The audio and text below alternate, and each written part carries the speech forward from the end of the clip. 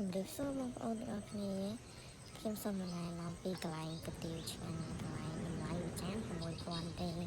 យាយពិសេសវិញគឺថាច្រើនដំណង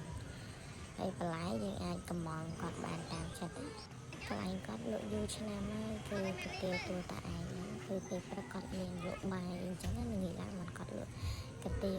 សម្រាប់បងប្អូននៅខាងបាត់ដំបងគាត់ងាយរកទៅផ្លូវហ្នឹងអញ្ចឹងខ្ញុំថតនេះគឺខ្ញុំបានខ្ញុំអត់ទីតាំងច្បាស់លាស់អីទេសិនបងប្អូនដែលចូលចិត្តញ៉ាំអីពេលយប់ចង់ញ៉ាំជាលក្ខណៈก๋วยเตี๋ยวអីអត់ដឹងថាកន្លែងណាឆ្ងាញ់អាចអញ្ជើញទៅកន្លែងគាត់បានก๋วยเตี๋ยวទួលតាឯងឃើញបងប្អូនមើលទៅពេលខ្ញុំដាក់មកតេស្តទៅគឺថាដឹងតែតំណងប៉ុណ្ណាបើនិយាយពីរសជាតិវិញគឺឆ្ងាញ់យើងមិនដាក់ថែមអីក៏បានដែរសម្រាប់អ្នកដែលគាត់ចូលចិត្តអាហារសាបគឺយើងដាក់តែម្ទេសគល់ឆ្មាហើយតែបើថាអ្នកចូលចិត្តរសជាតិដិតយើងថែមតិចទៀតទៅតែបើថារសជាតិវិញខ្ញុំទលេឲ្យគឺឆ្ងាញ់សាច់ក៏ច្រើនដែរសម្រាប់អ្នកដែលចូលចិត្តញ៉ាំសាច់ចឹង